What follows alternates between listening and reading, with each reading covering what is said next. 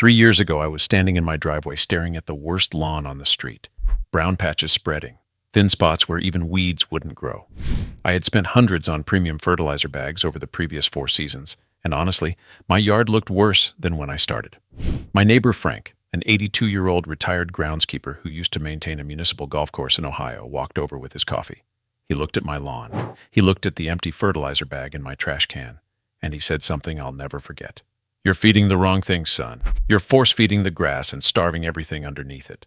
Then he handed me a handwritten recipe card his father had used during the Depression. 4 ingredients, all from the kitchen. Total cost about $6 to mix a gallon of concentrate. I applied it 3 times over the next 5 weeks. By the end of that month, my lawn was unrecognizable. Thick, dark green, the kind of turf you want to walk on barefoot. That recipe wasn't invented by Frank. It wasn't invented by me. It came out of a period in American history when people couldn't throw money at problems. They had to understand them. And what the old-timers figured out about soil biology, we have largely forgotten. Today I'm giving you that exact recipe card. The 4 ingredients. The mixing ratios Frank's father wrote down in 1936. When to apply it. How to apply it. And the one bonus ingredient Frank told me about that pushes the color from nice green to professional golf course. Before I give you the recipe, let me explain why most lawns in America are actually getting weaker every year, even though we spend more money on them than ever.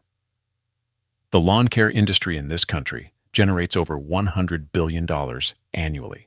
Bags of fertilizer, spray services, weed control, aeration equipment. The whole machine is built on one assumption, that your soil is a blank medium that needs constant chemical inputs. But your soil isn't blank. It's alive, or it should be. In 1 teaspoon of healthy soil, there are more living microorganisms than there are people on Earth. Bacteria, fungi, protozoa, nematodes, all working together in a complex food web that has been breaking down organic matter and feeding plants for millions of years. When you pour synthetic nitrogen on top of that system, you get a quick green up because the grass blades absorb nitrogen directly through their leaf surface. It looks great for maybe 2 weeks. But underneath, the salts in that synthetic fertilizer are killing the microbes. The soil food web collapses a little more each season. The ground gets harder. Water runs off instead of soaking in. Roots stay shallow because they're getting quick fixes from the surface instead of chasing nutrients deep. After a few years of this cycle, your lawn becomes an addict. It can't function without the next bag. And the bags keep getting more expensive. Frank explained this to me in about 90 seconds while pointing at my compacted, lifeless dirt. Then he handed me the recipe card. The card was yellowed and creased. Written in pencil by Frank's father, a man named Walter who maintained the grounds at a public park in Toledo during the 1930s and 40s. Walter didn't have a budget for fertilizer. The city certainly wasn't buying bags of synthetic chemicals for park lawns. So Walter and the other groundskeepers of that era figured out what actually works by watching nature, talking to farmers, and testing small batches on problem areas. What they discovered was simple. If you feed the microbial life in the soil, that microbial life will feed the grass. And the best way to feed soil microbes is with very dilute amounts of things they naturally consume: sugars, proteins, and trace minerals. Walter's recipe had 4 ingredients. Every single one of them is still available at any grocery store today. First ingredient, 1 can of regular beer. Any brand. The cheaper, the better, honestly. Beer contains yeast, B vitamins, and simple carbohydrates that soil bacteria consume immediately. Frank told me his dad used whatever was cheapest at the corner store. Second ingredient, 1/2 cup of molasses.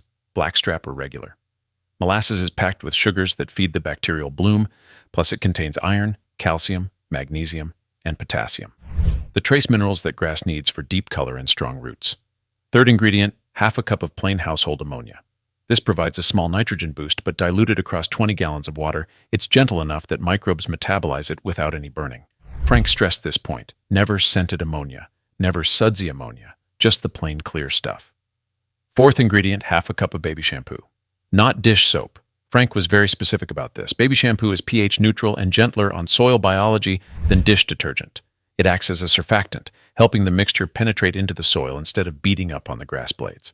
Over multiple applications, it also helps soften compacted dirt. That's it. 4 ingredients. Mix them into a 1-gallon jug. Fill the rest with warm water. You now have Walter's Concentrated Lawn Tonic from 1936. Here's the part where most people destroy their lawn. They take the concentrate and pour it straight on the grass. Don't do that. The concentrate must be heavily diluted before application. Here's the exact method. Get yourself a hose end sprayer, the kind that threads onto your garden hose and has a small reservoir jar. They cost about $8 to $12 at any hardware store. Pour 1 cup of the concentrate into the sprayer jar. Just 1 cup. Set the dial to roughly 1.5 ounces per gallon of water. When you turn on the hose, the sprayer automatically dilutes that single cup of concentrate across roughly 18 to 20 gallons of water. That diluted mixture is what touches your grass.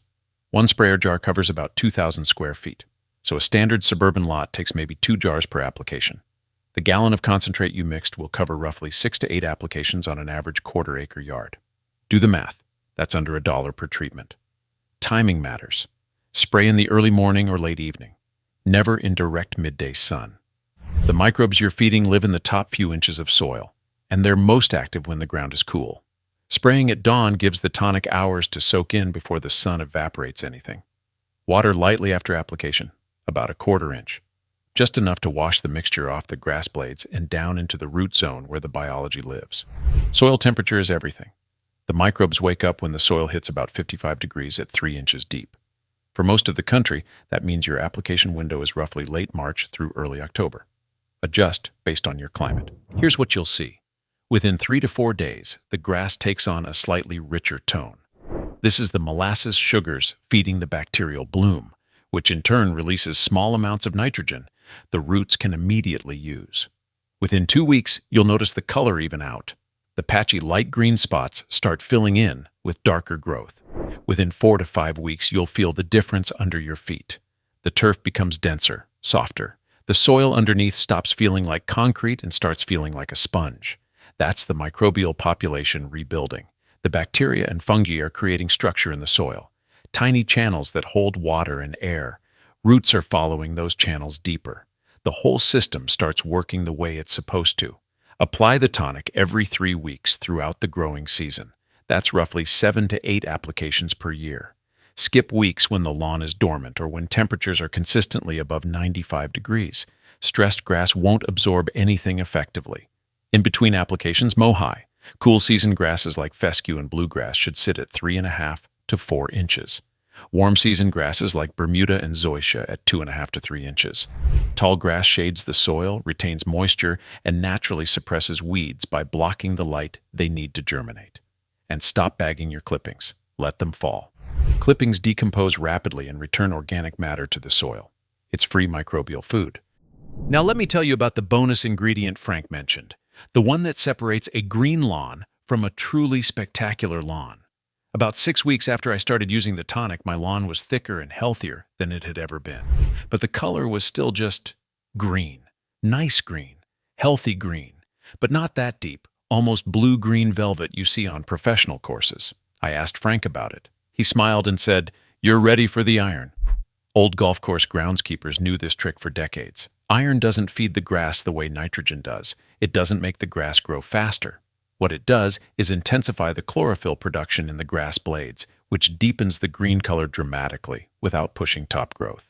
Liquid chelated iron. You can find it at any garden center for about $12 to $15 a bottle.